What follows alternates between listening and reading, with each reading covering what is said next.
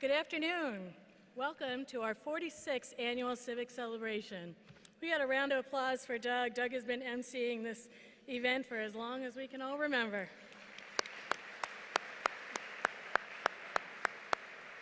The Salvation Army is one of the most recognized and respected organizations in the world, now serving in 129 countries. To most people, the Salvation Army is only about Christmas and the red kettle. But the Salvation Army is so much more and offers life-changing programs and services every day, bringing hope to thousands of people in communities just like Syracuse around the world. The Army, as you know, has been especially busy the last few months, serving millions of people through our emergency disaster services. In Puerto Rico alone, 1.2 million people have been served. In places like Texas, Mexico, Florida, and the Virgin Islands, and most recently, after the horrific shooting in Las Vegas, the Army has been at the forefront of emergency relief, providing meals, essential supplies, and spiritual support. But it's not only in the times of disaster. The Salvation Army works every day to meet human needs and restore broken lives.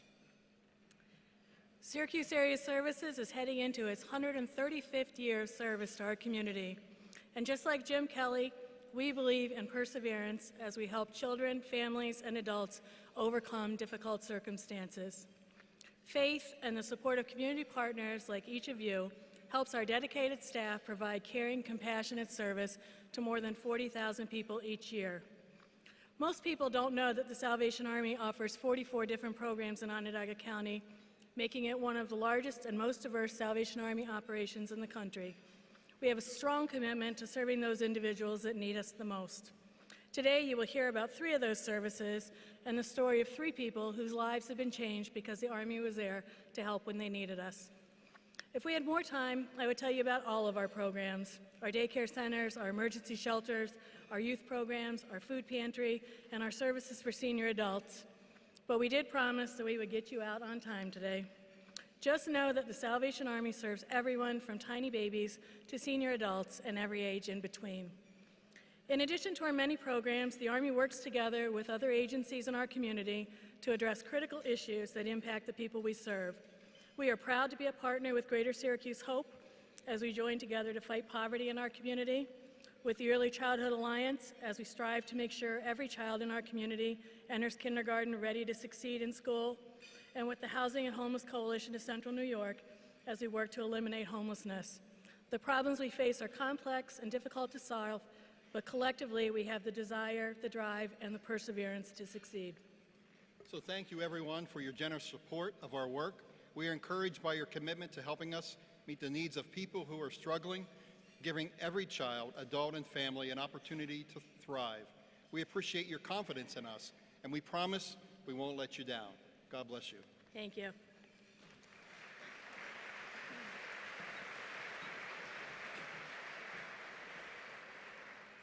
Thank you, Major and Linda. It's incredible to think of the depth and the breadth of services available to meet the many needs in our community. The Salvation Army staff and officers are on the front lines every day, serving people, encouraging people, and impacting lives. Would all of the Salvation Army employees and officers please stand and please join me in thanking them for their incredible service. Thank you.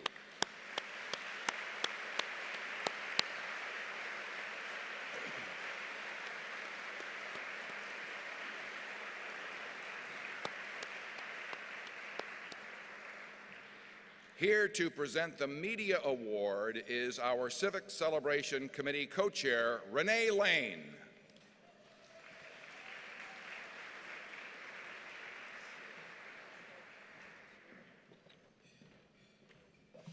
Good afternoon. How's everybody doing?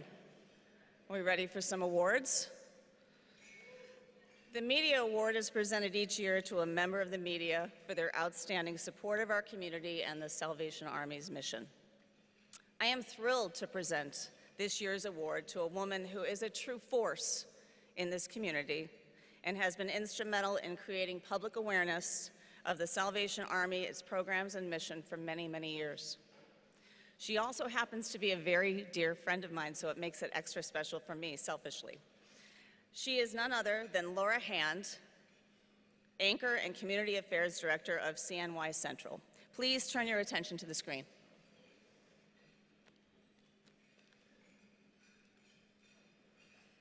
Years that I've been here at NBC3, and it's been quite a journey. I started out as a general assignment reporter, have been an anchor for a long time, and I'm also the community relations director here.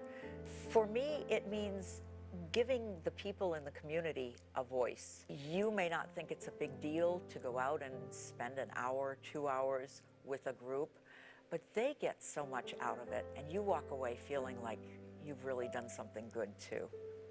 I think that you see so much improvement in people's lives and people's happiness, and that makes me happy too. I'm just amazed.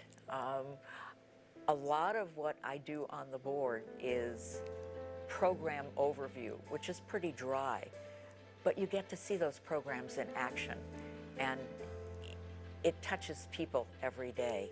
That's what's really important. We really make a difference with the people we serve. It's important that we offer our community a place to be seen and heard.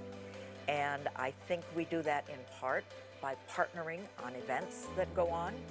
We help a lot of not-for-profits get their word out. And we also get our staff involved in a lot of events. I think it's important that we, as people, also give back to the community, not just as an organization. We have to say that we're more than showing up for our jobs. And it includes being involved with the people we serve. I think it's important that we get out and show our support, roll up our sleeves, literally, get doing the things that help the groups that help the community. Well, I've known Laura since I've been here 33 years. And even back then, when I first got here, Laura was doing then what she does now. She's helping. You know, they say that when you volunteer, you get more out of it than you put in. And it's true. It's really gratifying to see how you can make a difference. This November, next month, it will be 45 years that I've been here at NBC3. And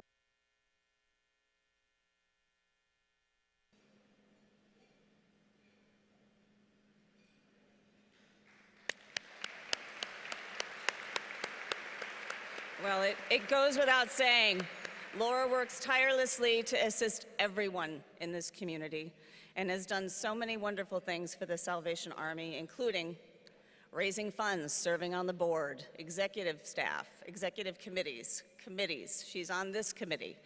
Heightening the awareness and promoting the year-round work of the Army, providing endless support and countless numbers of hours of volunteer time, and I could go on for days, quite frankly.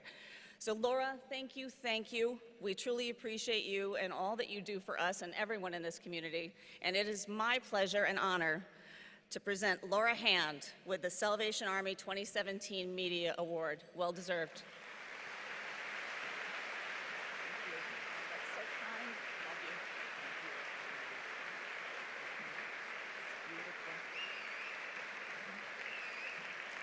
Thank you, Renee. Thank you. I've been at NBC3 for almost 45 years, and I've been at the Salvation Army almost that long as well. It's a commitment that comes from my heart.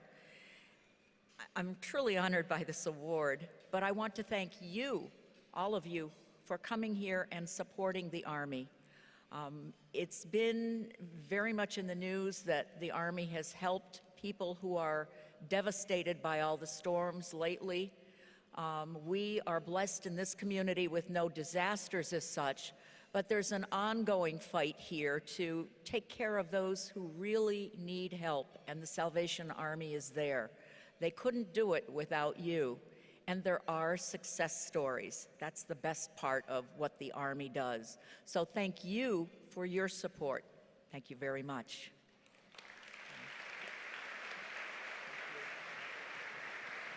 Let's get our photo. Such an honor to be with you today.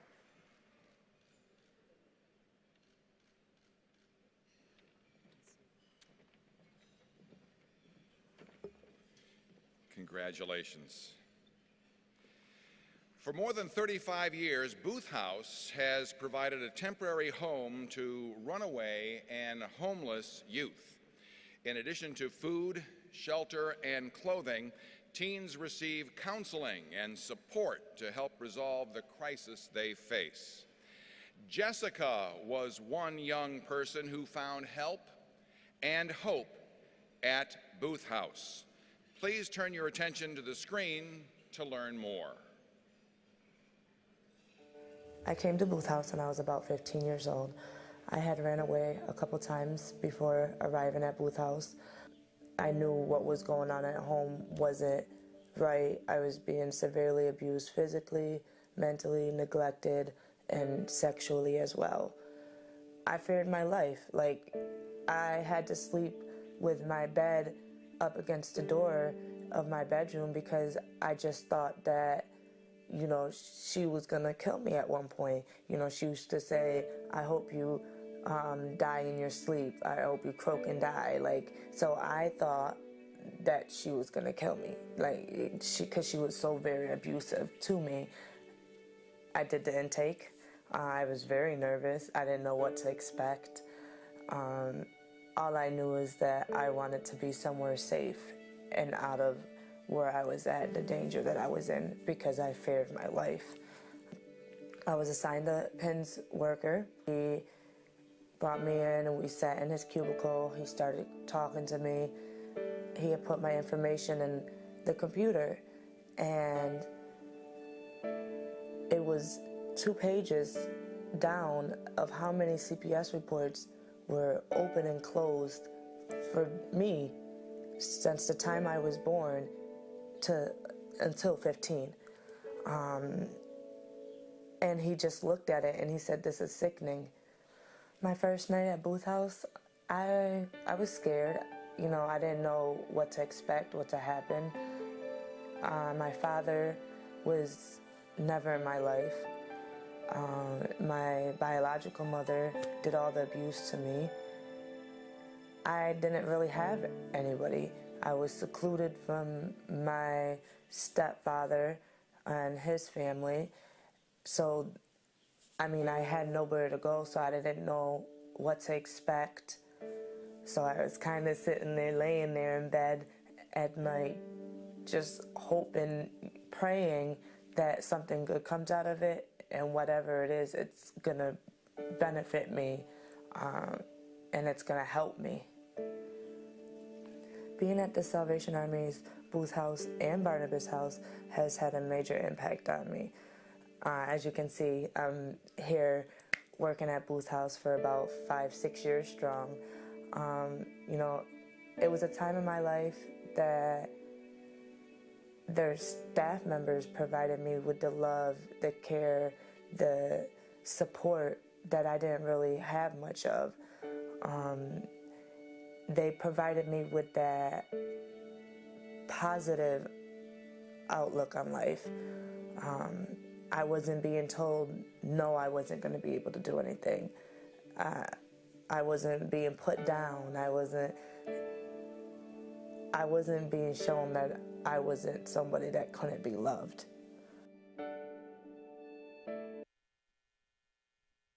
Able to be with us here today. Jessica is not able to be with us today, but she is another great example of perseverance and overcoming life's challenges.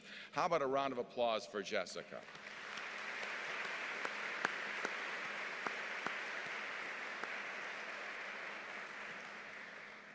Each year, the Corporate Excellence Award is given to an organization that demonstrates a strong commitment to helping others. Here to present this year's award is co-owner of Lacey's Tapas Bar and one of our event committee members, Laura Surway.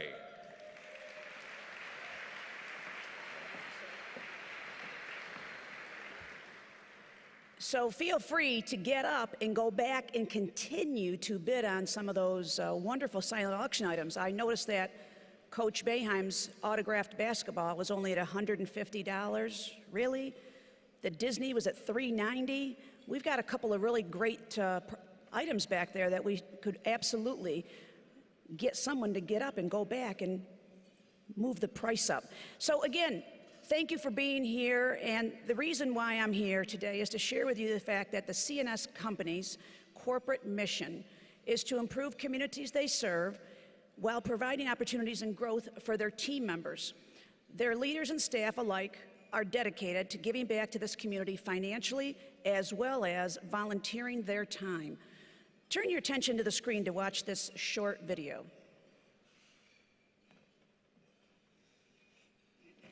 CNS Companies provides design and construction services for public and private clients throughout Central New York and across the nation. The Salvation Army's mission to meet human needs is really quite similar to ours. The projects we do in many ways serve human needs. They enhance the environment, they enhance the quality of life. And with that, there's a nice alignment between the Salvation Army and what Salvation Army does and what CNS does. So I think there's a real cultural fit there that works well for us and our employees. I started working at CNS and wanted to get involved in the community. I gave a call to the Salvation Army to see if I could get back into Christmas Bureau Distribution Day. After that, I was asked to join the Young Leaders Advisory Group at that time. And from that point on, I asked around if anybody at CNS wanted to join on Christmas Bureau Distribution Day. We started out the first year with a group of 10. The following year, we got up to a group of 40+ people, and we have manned a toy table for the Salvation Army at Christmas Bureau Distribution Day for the past 12 years. From 7:30 in the morning till 8 at night. Being headquartered here in Central New York, we benefit greatly from the assets of this community, the people, the physical assets, and we feel an obligation to give back to support that community, and I think other businesses do as well. So I would just encourage other businesses to do the right thing and give back in areas that they're passionate about. It means a lot for me to be at CNS, where we're so involved in the community. We have a community service team that has dedicated funds given to them for activities that the employees are involved in. And if there's something we want to do, the company's right there for us. They'll be our biggest cheerleader, trying to push whatever passion the employees have. Mine is the Salvation Army. Perseverance, the theme of this event, really resonates with us because we've been in business now. 2018 will be our 50th year anniversary. Founded and headquartered here in Syracuse, New York, and it hasn't always been easy. There's been ups and downs and challenges along the way, but we're proud of our team. We're proud to be a Central New York company, and in the end, we persevered, and we sit here today very humbled to receive this award.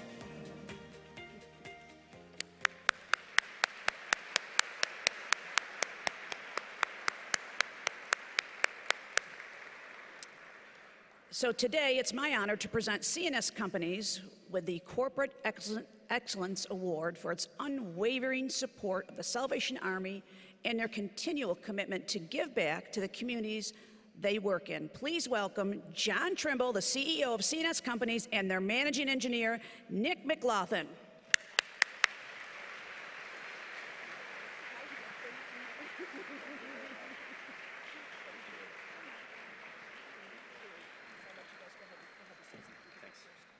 Well, thank you very much.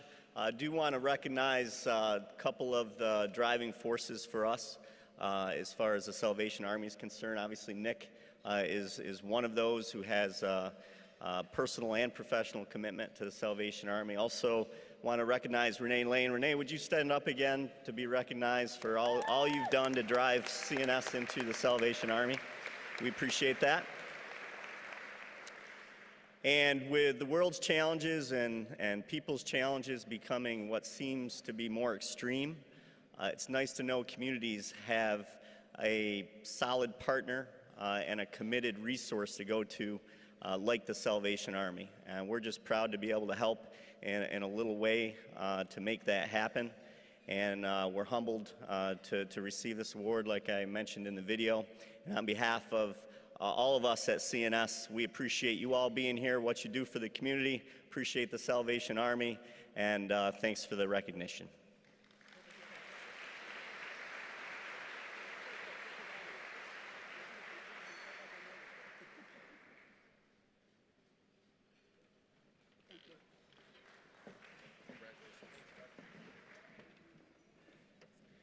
Congratulations. State Street Apartments is a residential program for young adults who are homeless and struggle with mental health issues. State Street provides a safe space for individuals to work through these tough times. Camellia took advantage of all that State Street had to offer, and it changed her life. When I first came to Syracuse, I was in the River House. The River House was watching, like, just keeping an eye on me, and they, suspected I had some mental issues, and I was diagnosed with bipolar.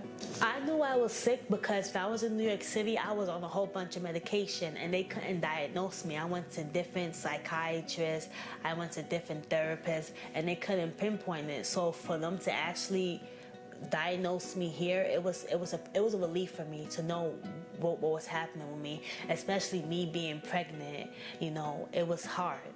It was very hard. From there, I went to another shelter, and then I went into the women's shelter. From the women's shelter, they redirected me here, and I came to stay here. My first experience, I got into some trouble, normal things. I was fighting. I was fighting, I didn't care. I was very mouthy, I was very disrespectful. It was just a lot going on with me, and that's because I had gave up my baby. I gave my baby up for adoption. When I gave birth, they wouldn't let me in the room with him.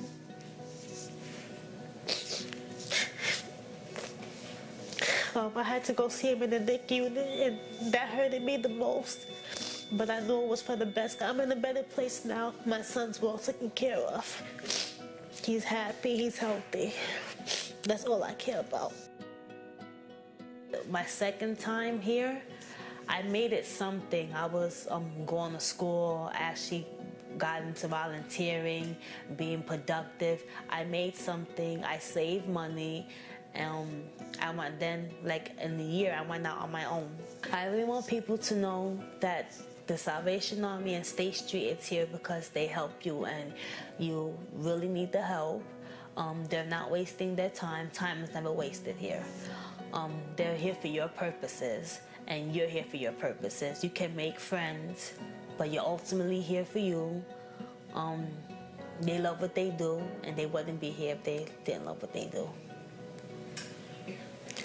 Because of Salvation Army, I have a job, I have a car, I'm looking for a new place, I have an education, I'm speaking properly, and I'm having a good life.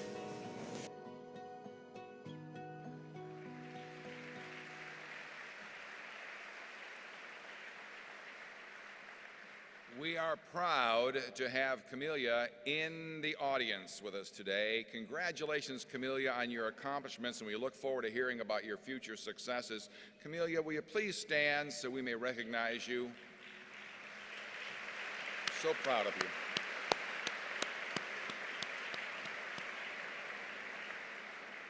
Now, please welcome Salvation Army Director of Development, Andrew Sabazadeh, and Director of Community Relations from Wegmans, Evelyn Carter.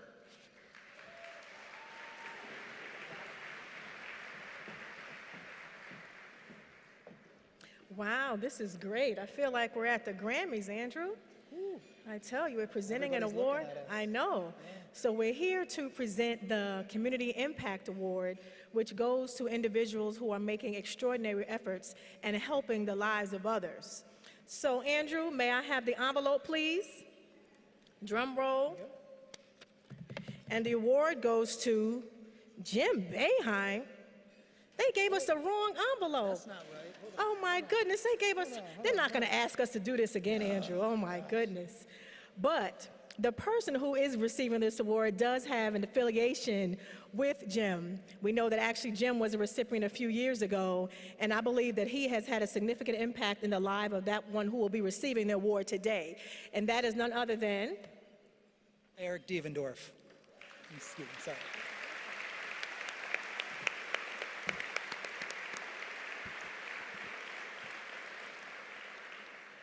Eric Devendorf, like so many we've heard today, has a story of perseverance. You might know him as SU's bad boy, self-proclaimed bad boy, or legend on the court, but we know him as the guy that helps behind the scenes with everything. He's run clinics for youth, he shows up when we don't ask, and he never asks for these kind of things. So I know these kind of accolades probably don't make Eric too comfortable, but we're doing it anyway. So please turn your attention to the screen.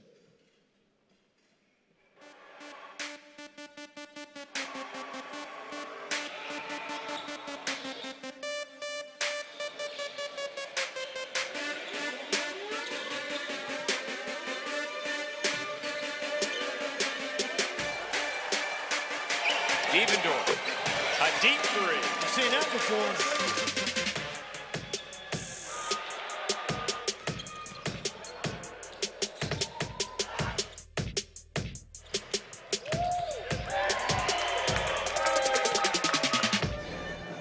Really, I got involved with the Salvation Army. I met Marette Seymour at the Turnaround Jumpers, I think it maybe, I don't know, 2-3 years ago. But we kind of just, started our relationship right there, going back and forth about, different events and different things that we want to do in the community. So, it started little, but then throughout the community, a lot of people started to, gather around and help out. So, from then on out, it just kind of took off, and we've been doing things ever since. For me, it's the kids, just being able to see them, and because I know, growing up, you want to have a good childhood, you want to have fun, you don't want to be in situations that you're not supposed to be in until you're an adult. Really, you don't want to be stressed out. As a kid, growing up, you're supposed to have fun and play with your friends. And so, when I do the clinics and some of the shoe drives and clothes drive, you see the kids there just having fun and smiling, and they're able to get out of that negative environment for just a couple hours a day, but even that couple hours is a difference, in their lives, and it can, possibly start, to build their confidence up and start being positive about, living life. If you spend a few minutes with him, you immediately like him. His passion, his energy, he's genuine. He is who he is, and he's unapologetic for it, and I've always loved that about him. I think Eric is the face of a younger generation of ours coming from our basketball program that our guys look up to, that local kids look up to, who's kind of seen everything and been through it. Some tough times and now some highs, some lows. But someone that continues to fight and does it with a voice. And somebody that is just beginning to grow and mature into what he's going to ultimately become, which is a great man. He had his ups and downs, but what he did was he fought through everything, and obviously it humbled him to the person that he is today. And that's, having that experience can help some of these young men out tremendously. He can talk about his lows and help anybody at their lows, and also, too, he can help anybody at their highs and be able to help them balance life. Well, I've been through stuff, obviously, like everybody else. Mistakes made, ups and downs, losses. Nothing like traumatic where I'm going to say I can't come back from it, because I know a lot of people have been through stuff worse than me, but 10 times, 100 times worse than me. But for me, I know just being able to help others and reach out to other people is big to me. I've been through a lot, and to be able to give back is, I think, what I'm supposed to do.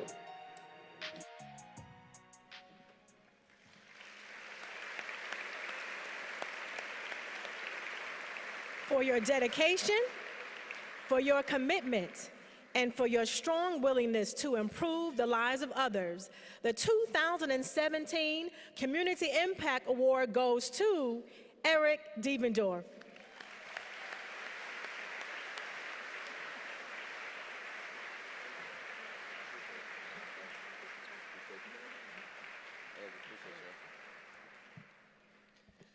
Appreciate everybody coming out.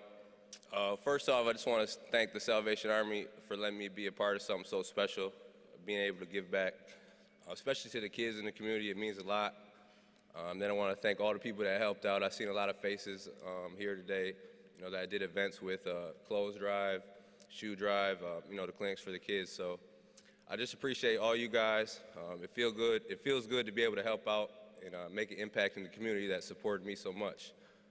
So, thank you, Syracuse, and the community as well. I appreciate it. Thank you.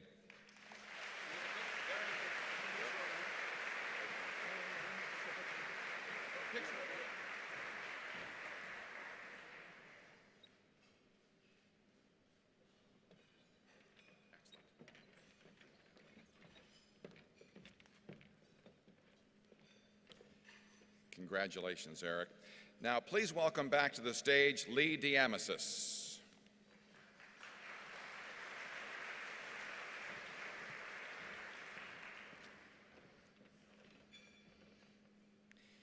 As a Pro Football Hall of Fame quarterback and former Buffalo Bills star, Jim Kelly's hallmark as a player was his toughness on the field. From growing up in a small town in Pennsylvania, to facing a career-threatening injury in his college days, to leading the Buffalo Bills to an unprecedented 4 straight AFC championships, Jim's toughness has been tested time and time again. After his NFL retirement, not only did he lose his only son, Hunter, at the age of 8, Jim also survived not 1, but 2 battles with cancer. Similar to the Salvation Army's mission, Jim believes in the power of the 4 F's: faith, friends, family, and fans, and speaks about what it really means to be Kelly tough. His story is a journey of perseverance. We are grateful that Mr. Kelly accepted our invitation to speak today. It is with great pleasure that I introduce you former Buffalo Bills star and Hall of Fame quarterback, Jim Kelly.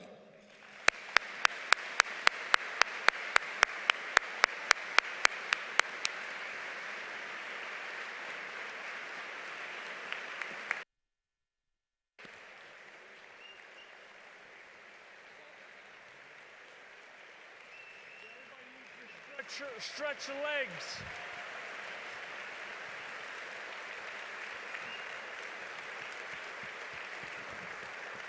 Thank you. Can you hear me? Yes. Yeah, I know y'all needed to stretch your legs. I get it, I understand. First of all, I want to thank the Salvation Army very much for allowing me to come share my story. When I got here this morning, I really didn't know what to expect. I think if you have never been at a Salvation Army, like the one here in Syracuse, I don't think you really get it or understand. I knew about the Salvation Army, but I didn't know it to the extent that I saw today. I want to personally thank everybody that has something to do with the Salvation Army right here in Syracuse, because it was mind-boggling. I did not know that they took care of kids as young as 6 weeks old. I had no clue. I mean, I knew that they did a lot of great things, but what I saw today gave me a whole new appreciation for what they do. So I think we deserve to put our hands together for all the people that work and help out Salvation Army.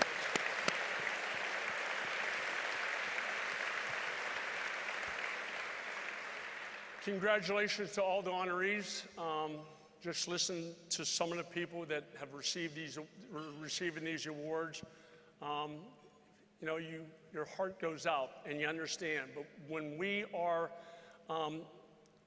volunteering, when people are volunteering in the community, you understand and you get it. So congratulations to everyone. Before we get started, I just want to let you know a little bit about myself before we get started, before Doug helps me get through what I'm going to talk to you about. A lot of times people put professional athletes, Hall of Famers, on a pedestal. They think that their life is awesome. It's great. Everything is good. For some people, it is. But for most of us, it's not. It's a journey. a journey we all go through. Every person in this room, whether you're a top executive, whether you're an assistant, whatever the case may be, we all go through tough times in our life. But it's the attitude that you have to persevere. And it's kind of interesting when I heard the ladies and the gentlemen up here talking about Salvation Army, the perseverance. That's been my life. Yeah, a lot of good, but also a lot of bad. But with all that good comes the bad, but bottom line is what you do about it. Every one of us in this room will go through a tough time, whether it's now, whether it was before, whether it's in the future. Even at the reception earlier today, I met with a couple individuals, talked with them, that have been through cancer, that have beat it, that some that are going through it as we speak.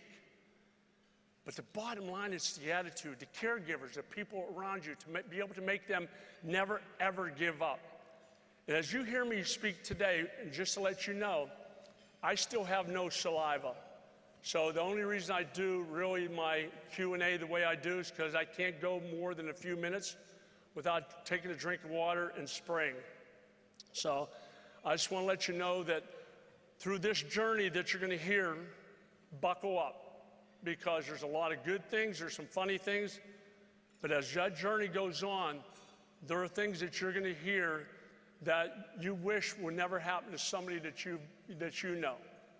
But the bottom line is, for me, I understand why the good Lord put me here today, and from this point on, is to be able to make a difference for others who's fighting for their tomorrow.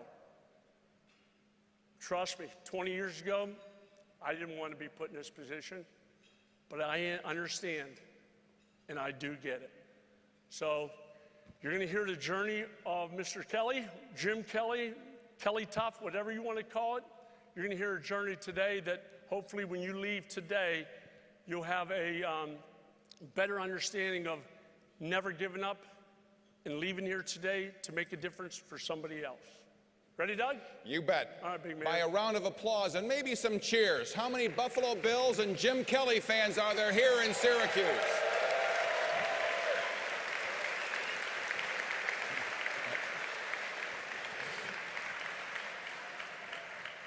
You are most welcome here. Thank you so much for joining us. Let's start talking about the early years and the beginning of your journey and how your parents, your mom and dad, played a role in it. Well, it started off, my father, raised in an orphanage. My dad never knew his mother or father. And throughout his young adult life, he was controlled by the nuns. He stepped out of line, they put him back in place. Throughout his young age, he always wanted to get married, not knowing who or when, and he read books. And he said, if I ever have children, I want to teach them sports. My dad never played sports, but he always wanted to teach his kids if he had boys or girls. So time continued, it went on, and then he was born in 1929. So in the early 40s, my dad decided to join the military. He lied about his age. He just wanted to go support our country. So he lied to get into the Navy. So my dad was in the Navy for a few years. When he got out, he met a beautiful lady named Alice, which was my mother, and they decided to get married. They got married, and they wanted to have a family. So they started out with a son named Pat, and then a son named Ed, and then a son named Ray, 3 boys in a row. And my dad was a machinist, a steel worker, and he said, oh, that's it, 3 boys is good for me. And my mother's like, no, we're going to give her one more try for a girl. So they did. They had me. So now they have 4. But my mother, being a stubborn, feisty Irish woman, she goes, oh no, 4 boys? No, we're going to give her one more try for a girl. And my dad's like, we're having problems enough feeding the 4 boys, let alone having a daughter, another child. My mother didn't let it slide. We're going to try one more time. So they did. They had twin boys. Now they get 6 boys and no girl.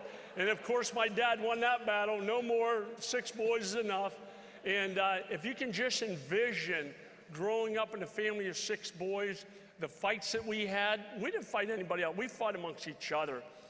People talk about football, and for me, I was the football. My 2 little brothers were the football when you think about my 3 older brothers.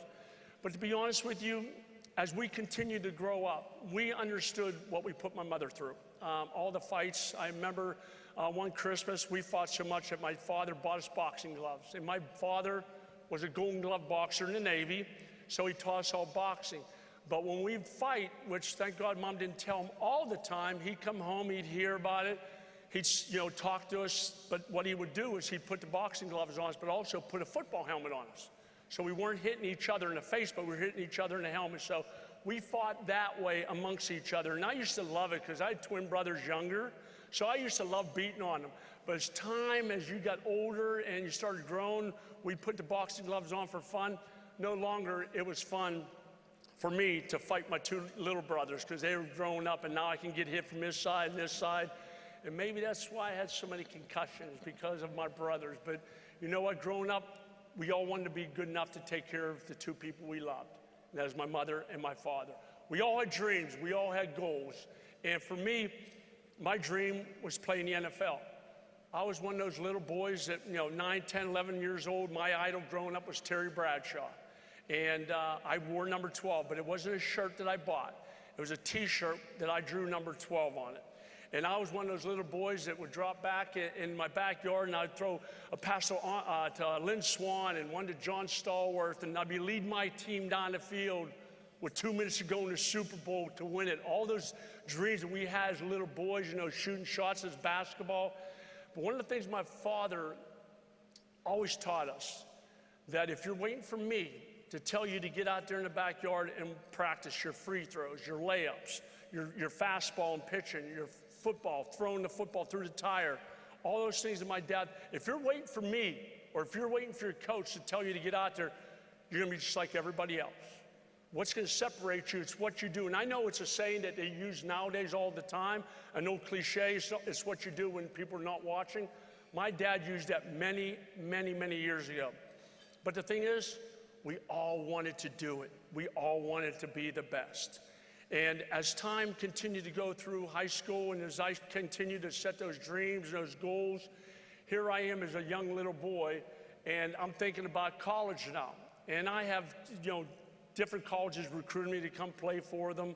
But where I'm from, you're either Pitt or Penn State fan, and I've always been a big Penn State fan, but really I wasn't sure what college would recruit a little kid who grew up in a little small town with about 800 people, no traffic lights, 65 in my graduating class, about 28 on my football team. Now, who's going to really want a kid that came from that small of a school?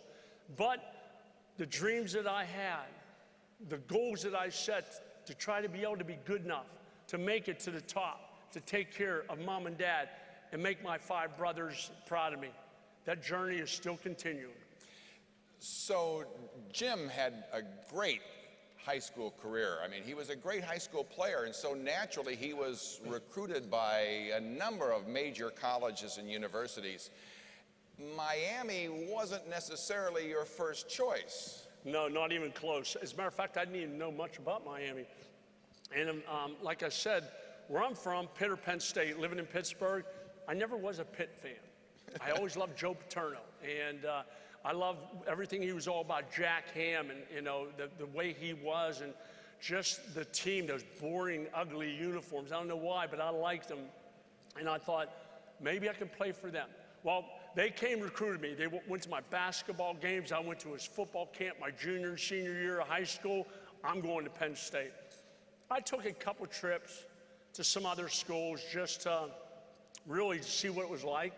I remember flying to University of Miami, never had a steak, only been on an airplane once, never seen palm trees, never had lobster. Our dinners, our big meals at my house were pot pies and TV dinners, and we got those. That was on a Friday that my dad got paid, so we knew we were going to eat big time there. So for me, not sure where I wanted to play football at, but it was 2 weeks before the national signing date, and again, thinking Penn State, here I come.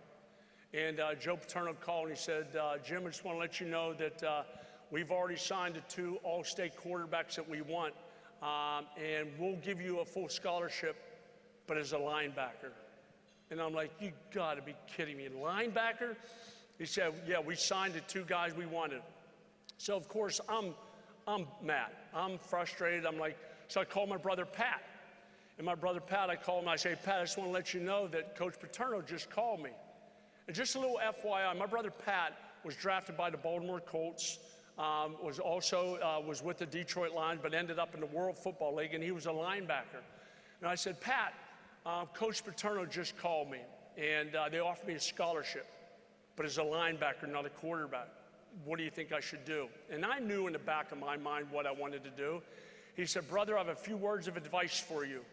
He said, before you board those chartered flights before the games, he said, the flight attendants never want to know who the linebackers are. They always want to know which one's the quarterback. I go, that's all I need to hear, brother. I'm a quarterback, boom. So I said, thanks, but no thanks, I'm not going there. So I wind up going to the University of Miami. And I was all excited. My number was retired in high school. I thought I was going to go there, turn the program around. Lou Saban, which a lot of you probably remember, was the head coach of the Buffalo Bills back a long time ago. Well, I figured Lou Saban, perfect offense, pro-style offense, I'm going there. Pro, yeah, my goals, my dreams. I go there, they ran the option. As you well know, and I know most of you do know, I cannot run with the football. I like staying in the pocket. Well, I was 4th string. Now, the season's going on, they redshirted me, but I'm thinking, I don't want to be here. Option? I'm not an option quarterback, so I thought about transferring. I was transferred to the University of Tennessee. So again, my brother Pat, he heard that the university, that Lou Saban was going to be leaving. And he said, Jim, wait to find out if he goes, and wait to find out who he brings in. Well, he did leave, and who came in? Howard Schnellenberger. And with Howard Schnellenberger brought a coach by the name of Earl Morrall. Earl Morrall was a quarterback during the Miami Dolphins' undefeated 72 season. Bob Greasy went down, he came in, and he pretty much quarterbacked the rest of the year. So here we are, thinking about I'm going to, play, and all of a sudden I make it. Now I'm the backup quarterback. I convinced them that I'm good enough, new coaches, here I am, so here I am. Now I'm the backup quarterback. Now we're traveling to Penn State. We're 3 wins, 5 losses, somewhere around there. And I'm thinking, all I need is an opportunity to show I can play.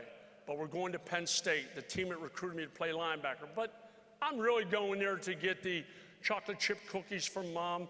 Remember, guys, back in the day, you had the white athletic socks with the gold stripe, the red stripe, or the blue stripe on top. I was looking forward to getting those, maybe a few T-shirts from Mom and Dad.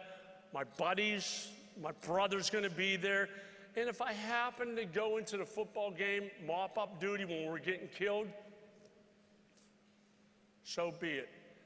All of a sudden, here we are, pregame meal. I went up to dinner with Mom the night before, Mom and Dad, and I'm pregame meal the day of the game. And I'm sitting there, and I get a tap on my shoulder. I turn around, it's Howard Schnellenberger, our head coach. He said, son, I need to speak with you. And he has a real deep general's voice, sergeant voice. And I'm thinking, oh, no, what did I do? So as I'm walking away from him, I'm thinking, what did I do last night? No, I had dinner with Mom and Dad. I didn't do anything wrong. What did I do last week? And I'm walking with him thinking he's going to say something that I did, and it wasn't good. Pulled me aside, and he said, son, I decided you're starting today. I go, what? He said, I think you deserve the opportunity. You're starting today. Get ready. Oh, my. First thing I did was I went back to my room, and I threw up for like 20 minutes. I was so nervous.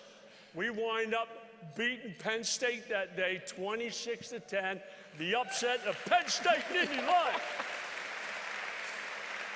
And the thing about it was, I couldn't believe it. And now, the following week, we're playing Alabama in Tuscaloosa. They changed the ABC's Wide World of Sports game to the Miami Hurricanes against Alabama. They're ranked #1 in the country. Keith Jackson, if you all remember that voice from way back, a good voice in sports, he said, freshman sensation Jim Kelly taking on the undefeated Alabama Crimson Tide in Tuscaloosa. I was 3 for 15, 3 interceptions, and I got knocked out cold in the third quarter. My first 4 starts as a college quarterback, remember, I went to that little small town, was against Penn State, Alabama, Notre Dame, and Florida. Welcome to big-time NCAA football. So for me, now I'm the starter. I go through my sophomore year, junior year. Now it's my senior year. I'm up for the Heisman Trophy. John Elway, Dan Marino, Herschel Walker, myself, thinking still that journey I'm on, the one of being able to take care of mom and dad. Now I'm thinking, oh boy, wouldn't this be awesome? NFL right in front of me. So here I am, senior, up for the Heisman. First game, we lose the first game, but we won like 3 in a row. And now we're going to Virginia Tech to take on the Hokies. So I drop back to pass, all my receivers covered. I start to run to the sideline to get out of bounds like most smart quarterbacks will do. But I was too slow to get to the sideline. So I figured, well, maybe if I slide, yeah, that'll be good.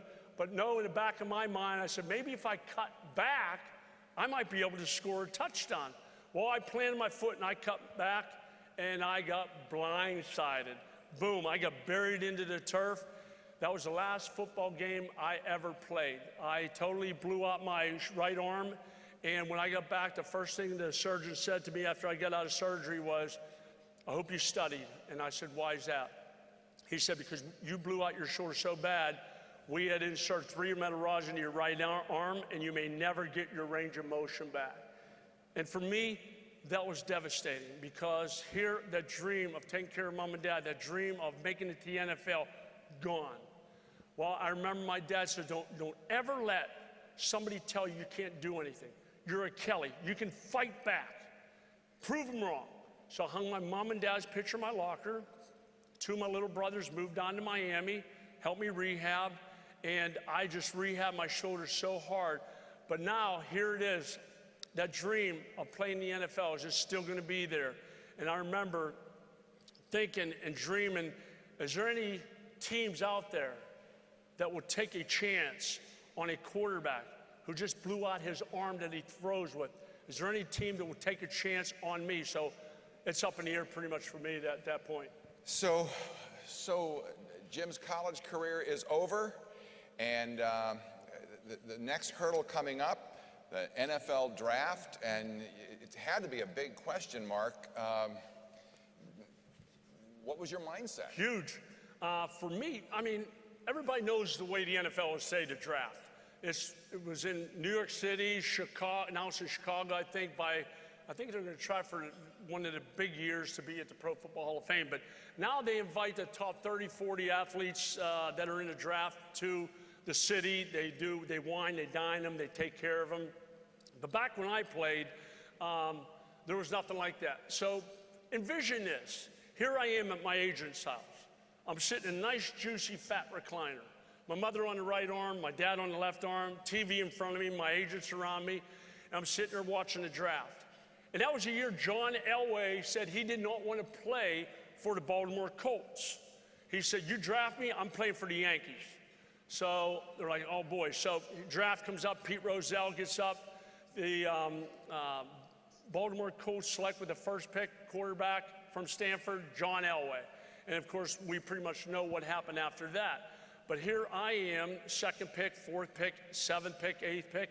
My agent turns to me, he said, Jim, is there anywhere you don't want to play? And I go, oh yeah, I don't want to play for the Green Bay Packers.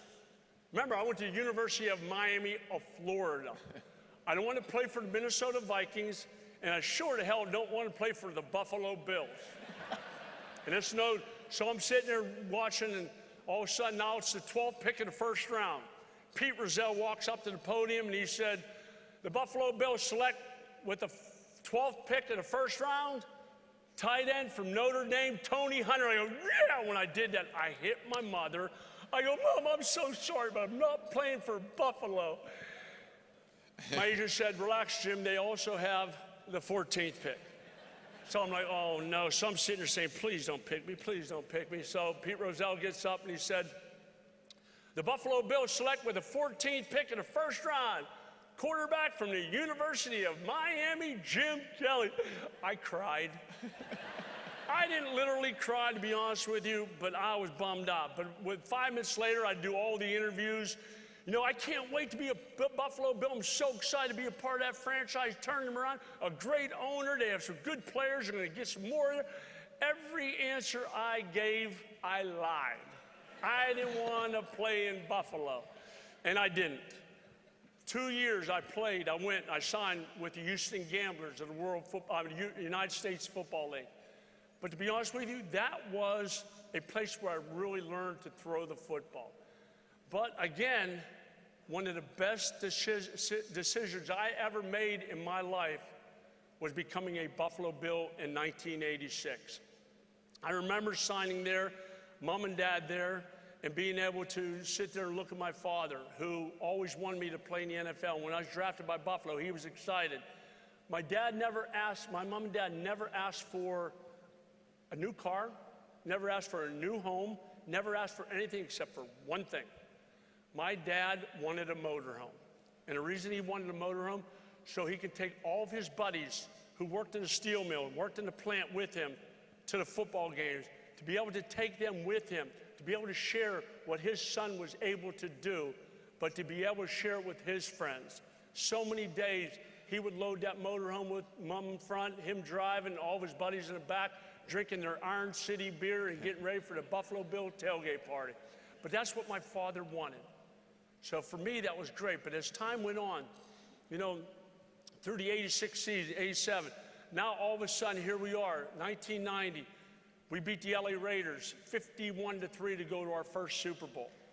And how excited. Go ahead, you're allowed to clap. I'm still excited about it. Here we are, we beat the Raiders 51-3. Now we're going to the Super Bowl, and I'm thinking, this little kid from East Brady is leading his team to the Super Bowl. Mom and Dad and my brother's going, all the people in my hometown, little East Brady, Pennsylvania, they're all excited, the kid from their hometown, the Buffalo Bills, the fans in Buffalo, taking them to the Super Bowl, how excited our team was. We're going to Super Bowl 25. And there it was, that was during the Gulf War. Snipers all on top of the stadium, metal detectors, everybody coming in. Me and Steve Tasker always walked out together before the game, you know, arm in arm, walking out and thinking, wow, we're in the Super Bowl.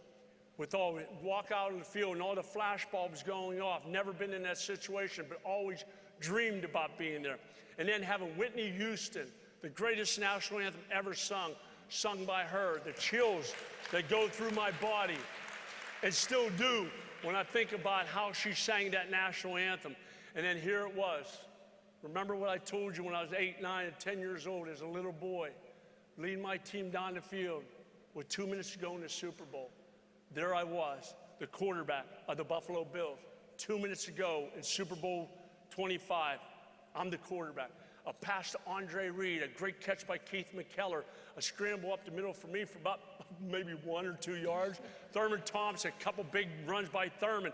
Now we're lined up for a field goal. Caught Nora, boom, kicks it. It sails wide right, and we lose.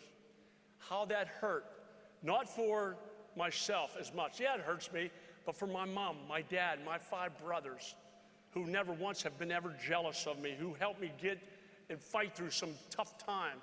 For our Buffalo Bill fans who are back home wishing they were at the top and we didn't win. Not one time did we ever blame Scott Norwood. We always rallied behind him because he's the one that helped us get there, one of the main reasons we got to that Super Bowl. But we did it again the following year. We're back Super Bowl 26, Washington Redskins. And we are a very superstitious team. And to make a long story short, Frank Reich and I used to go to different restaurants. On Fridays, we were allowed to leave the facility, go eat on our own at lunchtime. So we would go to a restaurant on a Friday. If we won that week, we would go there until we lost. Well, we were on a good string, so we continued to go to this restaurant time after time after time. Well, they knew we were superstitious too. Here's how superstitious the restaurant was.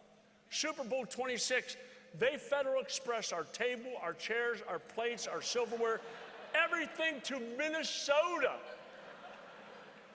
It didn't work. We lost. But here we are. We lose. Now we go back again. We lose 3 in a row.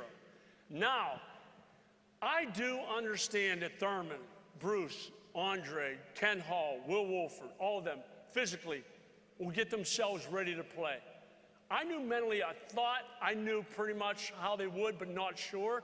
Because when you hear the negativity that you hear after you don't win 3, and you do it 3 years in a row, you don't win, the negativity you'll hear, now you're thinking mentally, how are these guys going to handle it? But for us, we thrived on it. We said, let's piss everybody off. Let's go back for 4. So we fought back. The resiliency our team had, the leadership we had with a guy named Marv Levy, the leadership we had on our football team was unmatched. We were pumped. We're going back, win or lose. We're going to fight, and we'll never give up. And when I talk about the journey of perseverance for all of us, you'll go through tough times, but it's what you do about it, it's what counts. We as a team pulled together. We were able to get back for 4 years. Okay, we did not win, but I guarantee you the resiliency, the closeness, the family atmosphere that we had in that locker room, the family atmosphere that we have today still lives on. But I'll tell you what, as those 4 years went by and we didn't win, we continued to fight. We never gave up. And of course, for me, I played the game of football ever since I was a little boy, hardly able to walk. As my journey continued to go, as the things I continued to learn, how my father taught us to never give up on anything you do, all the tough times you're going to go through, but it's what you do about it. All those things had me continue to persevere through my time. And now, for me, after sustaining my 5th concussion, around 5 concussions, I decided it's time to give the game of football up. Trust me, I understand how hard it is to give it up. Brett Favre, good example. That guy, he just didn't know when to give up, because I get it. Because when you are so passionate about something, you're going to continue to go until you can't do it anymore. But now, I didn't realize that that journey I was on, when I decided to kick back and relax and enjoy life that I thought I was going to do, the good Lord had different plans for me. So now I retire from a game that I've played and I love. Now it's time for me to do something else. So the journey has been a roller coaster, but the main roller coaster, Jim, is just starting. Your wife, Jill, was pregnant with your 2nd child, and things were about to change drastically. Yeah, for me, it was big time. So here we are. I retired for the game of football January 31st, 1997. I decided to announce my retirement from the NFL. 2 weeks later on Valentine's Day, which is my birthday, my wife, February 14th, she wakes me up, she goes, my water just broke. And I'm thinking, oh no, water broke. And first thing I think is, oh wow, this is my birthday. Imagine if we had a son, a boy born today. We already were blessed to have a girl by the name of Aaron. So of course for me, as we're going to the hospital, I kept thinking, okay, I'm putting a game plan together. My brother had his son born on February 3rd, 11 days before our child's going to be born. I thought, oh boy, wouldn't it be great if it was a boy? So I'm automatically thinking all these great things. And me and my wife decided that we will not know the sex of the child. So we get in there, and we went through the Lamaze classes. I'm there, come on, Jill, push, push, push. And the baby's starting to come out, and to be honest with you, I didn't look at anything except right between the legs. I wanted to see a stick figure. I already had my daughter. I wanted to see a little boy. And when he came out, I'm just telling you the way it is. I was so excited. I jumped up and down. I cut the umbilical cord because the game plan was done. The script was written. Our son was going to wear number 12. Zach, who was born 11 days before, was wearing number 83. And when quarterback to receiver, touchdown pass, you know, Jim Kelly to Andre Reed. And when they played baseball, one would pitch, the other one would catch. When the other one was pitching, the other one would catch. And all those dreams I had, you know, with my son, to be honest with you, 4 months into his life, they pulled us into their office, the neurologist's office, and I'm going to fast forward through a little bit of this, but they pulled us in, and you know, as a parent, and I know some people that I've talked to tonight understand, When I tell you to sit down, they close the door, and you just know by the look on their face, you knew it's not good news. And they said, your son has leukodystrophy. And we didn't know what that was. All we knew was it wasn't very good. We went home, we did our homework, and to be honest with you, it was one of the toughest moments of my life. My wife ran to the Lord. I ran away. I was mad. Why would I be getting put through, blowing my shoulder out my senior year, going through 4 Super Bowls and not winning, now having a son born on my birthday, now him being diagnosed, now them telling me the average life's 14 months. So throughout that journey of taking care of my son was not easy on me. It was even tougher on my wife. 8.5 years we fought that battle. Hunter fought that battle. But when I was inducted into the Pro Football Hall of Fame in 2002, I remember when I was called and they said, you are a member of the 2002 class. I prayed every night from February to August that if it was the good Lord's plan, that he would allow my son to be there. And my dream, my prayers were answered. That day, I looked to my right, and my son was there. We were already blessed with a daughter, Erin, but we also had a daughter named Cameron. As I stood there on that stage, one of the most proudest moments of my life, being able to say and look out there and see my son there. He may never run out on the field and hear those 80 crazy thousand fans that the Buffalo Bills have, but he's already saved the lives of thousands and thousands of babies. And it was not easy, but you know what? Here I am today, but still not knowing if that journey is over or still going on. And I remember the day that my son passed away. It was a very, very tough day for me. And that's probably when our family hit it slow, when my son passed away. And from that period on, I knew that for me, I had to change my life. Because number one, if I continued to be the person I was, number one, I would never, ever get a chance to see my son again. Number two, I wanted to be able to walk through my front door and have my 2 daughters look at their daddy with respect.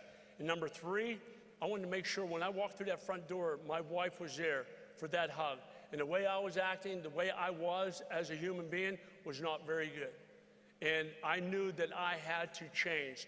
April 22nd, 2007, I changed my life for the good. And I knew from that point on that I was going to make a difference for others, but still not knowing where this journey was going to take me. But I knew how I wanted to do it and who I wanted to do it with. And that is my 2 beautiful daughters, my son in heaven, and my beautiful wife.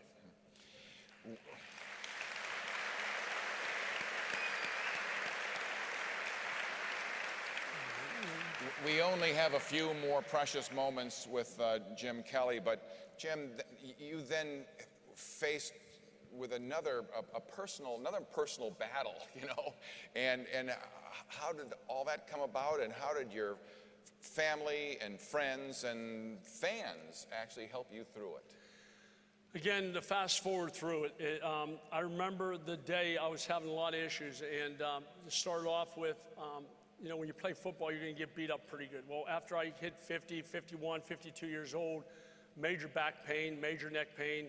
I went through, I had 2 plates and 10 screws put in my back. 5 months later, I had double hernia surgery. About 6 months after that, I had a plate and 6 screws put in my neck. And I'm thinking, Lord, I know I've done screwed up a few times in my life, but really? So I'm thinking, boy, what else? And I remember going through that and all of a sudden having a lot of facial pain. And I thought it was like all of us. You have a toothache, you go to the dentist. Well, I did.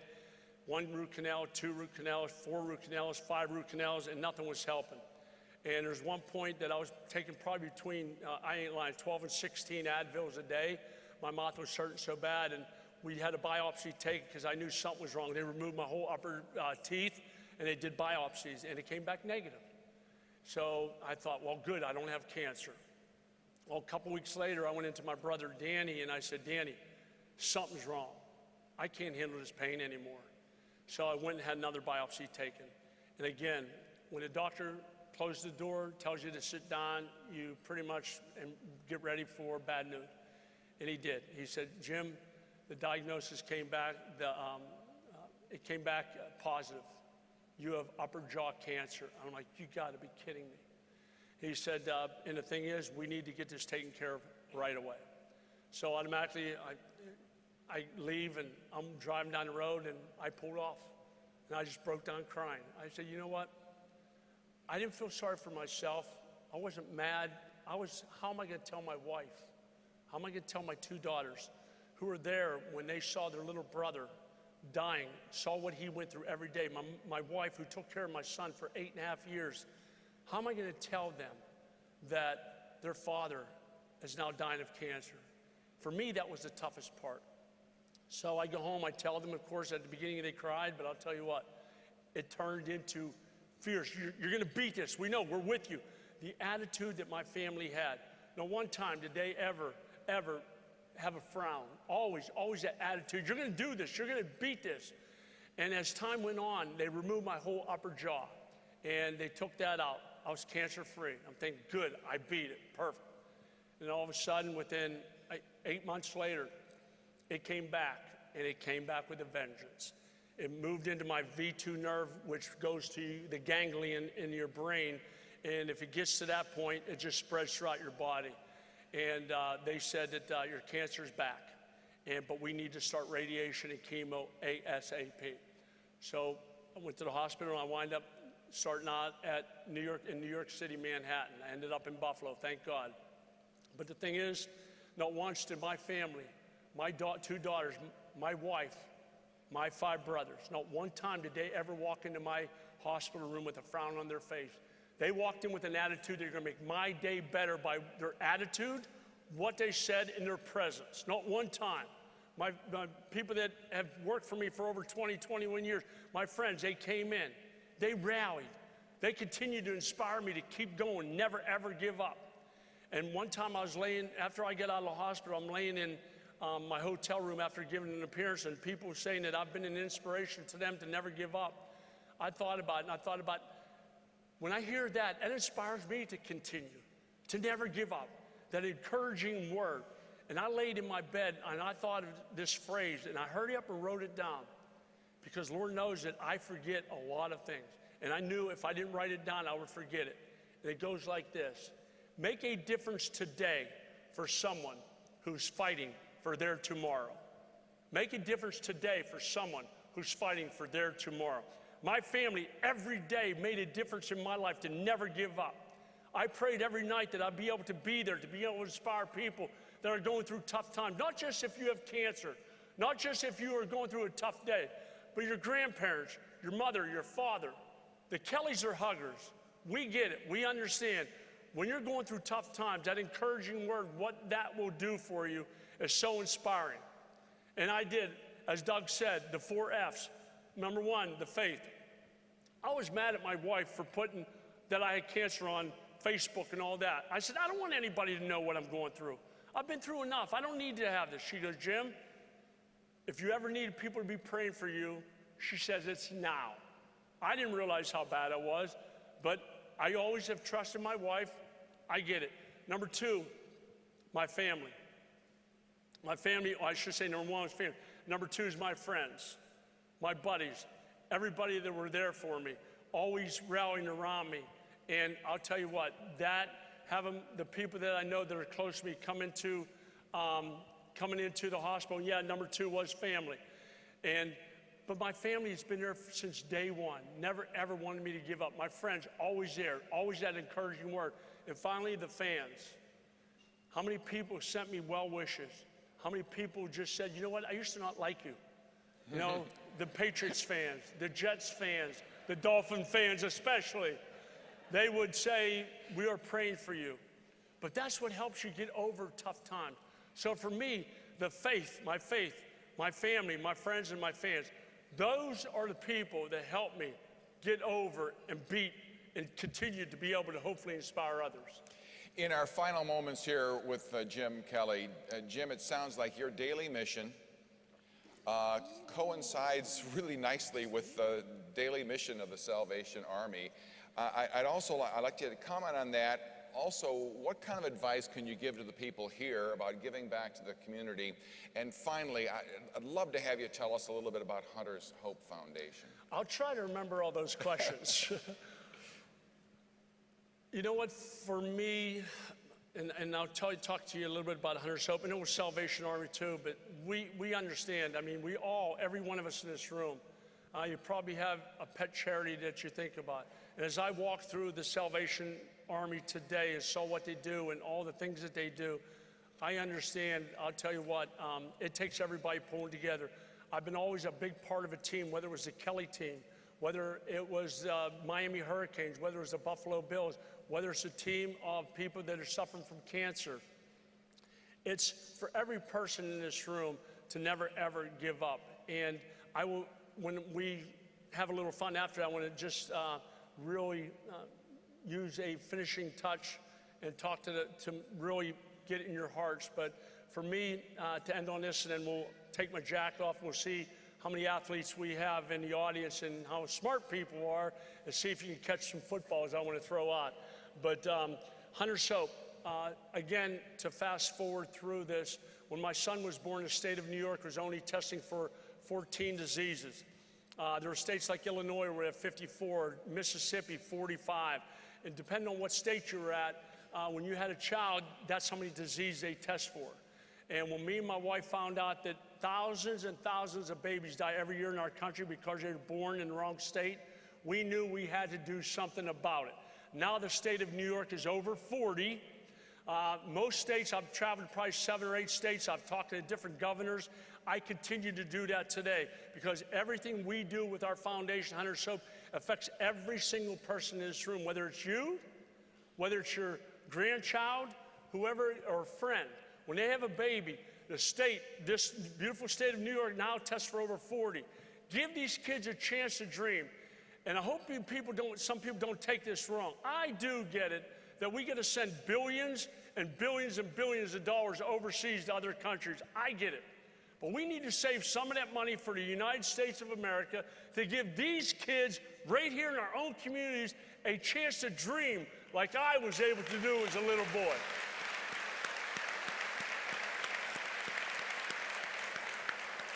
And we're moving in the right direction. We're not quite there yet, but we will get there. Doug, you ready to throw some football? Well, not you're you. You're throwing the. I'm getting the hell out of here.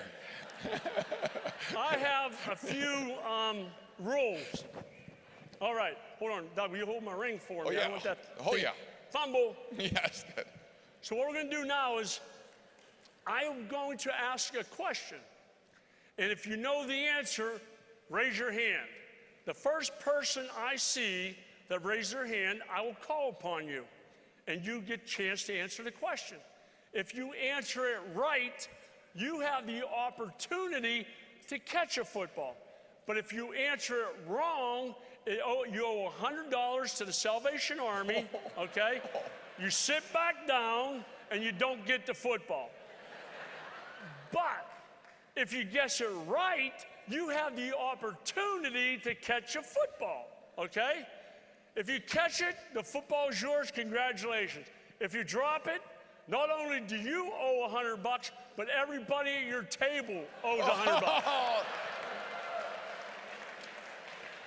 Okay, water. Yeah. This side good. So. Here you go. Okay, here we go. The first football, Buffalo Bill ball. Question. Everybody knows, well, not everybody, but a lot of people know that the greatest class of quarterbacks was the 1983 draft. There were 6 of us selected in the first round. Dennis, Tricia, you cannot guess this. Name the first quarterback taken in the first round and name the last quarterback taken in the first round of that draft. There were 6 of us. I already told you one of them. All you have to do is figure out the next one. Yes, sir. Stand up. You got to yell it. Stand up, stand up, stand up. The first quarterback was? Last one was? You got it. Come on up. Over here. Wow. Watch this throw. Come on, big man. You look like a wide receiver. And for those people who didn't hear, the first one was John Elway, and the last quarterback taken in that draft was Dan Marino. Where you at? Come on, man. You're a little slow.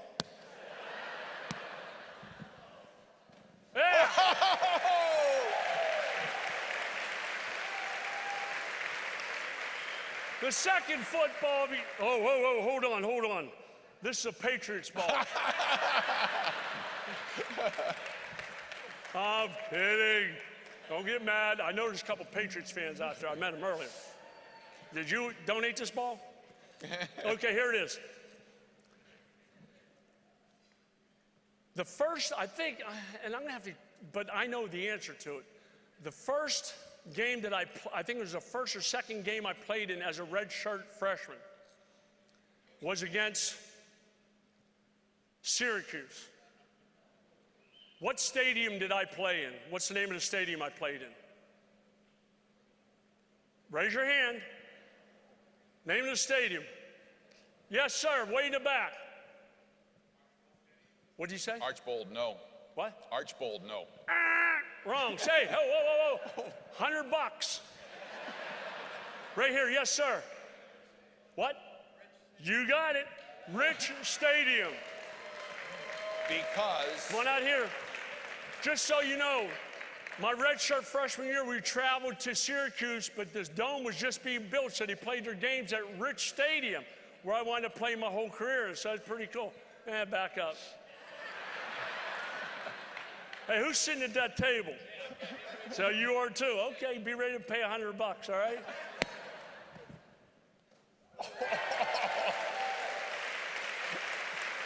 Thanks, sir. This is a little harder. Well, unless you're a college football fan. My backup for 4 years at the University of Miami, he was my backup. He also was the head football coach at an SEC football team. One of my best friends, and now he's the head football coach at the University of Miami. What's his name? Yes, sir.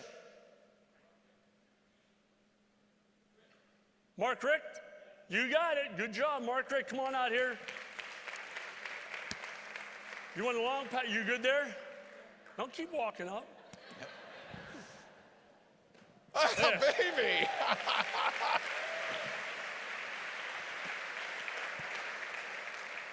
The last football. This goes out to the ladies. I'll tell you what I'm going to do. I'm going to ask this question. I'm not going to give it to that person, but I'll have a follow-up after that. But usually around the holiday season, when I'm speaking, I just want to see if people would know this answer. So again, this is not for the football, just to see if anybody knows the answer. Again, holiday season. To make a long story short, me, my two daughters, every Christmas Eve, we watch Rudolph the Red-Nosed Reindeer or Frosty the Snowman. Now we watch Rudolph and Frosty and Elf by Will Ferrell. But my favorite has always been Rudolph. What's Rudolph's dad's name? Yep, Donner, which is good because not anybody knows. And you wouldn't believe it, so everybody knows. But somebody sent me something the other day that there's two fathers. In one book, somebody else is a father, but most of the time it's Donner. Well, go figure. Okay, this football goes out to a lady, if anybody out there, my wife's favorite holiday is Valentine's Day. My birthday, Valentine's Day. My son's birthday, Valentine's Day. Is there anybody out there that has a birthday on February 14th, Valentine's Day? Ladies. Anybody? You? February 14th? My dad, her dad. What's she? Her dad. Oh, your dad. No, it has to be you. Sorry. 13th or 15th? She's not here, is she? Ladies, 13th or 15th? 12th or 16th? Well, I'm getting there. I've been all the way to March. 12th? 16th? Somebody there? Come on up. Come on in. Here we go.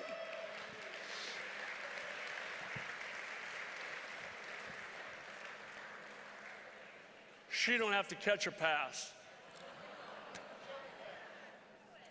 No, I can't throw it. Hand it off. There you go, man. Thank you. God bless you.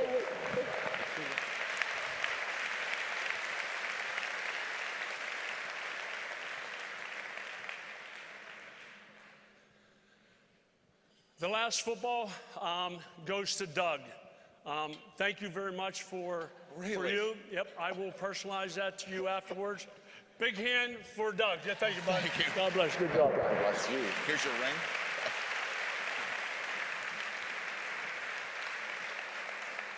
Lastly, I just want to thank you so very much for having me. I thank you allowing me to hopefully be able to make a difference tonight. And as I said before, the Salvation Army, what they do is just unbelievable. The more you can support them, I'll tell you what, it helps. And as we all know today by being here, I know we all have our own foundations, but what I see from the Salvation Army and what they do is mind-boggling. So continue the great work. But as you walk home, as you drive home today, remember all those people that are not having a very good day. Remember, we all go through tough times in our life, but your attitude that you have, how can you make somebody else's life better by what you say, how you act around them? I know that that's why I'm here today, because the good Lord is not done with me. And hopefully I can inspire you to never, ever give up on life, never, ever give up on your loved ones, whether it's your parents or grandparents, and what that hug will do, and what that I love you will do. So I want, on behalf of my son who's in heaven, my wife, my 2 daughters, thank you all very much for having me. May the good Lord continue to bless you. Thank you.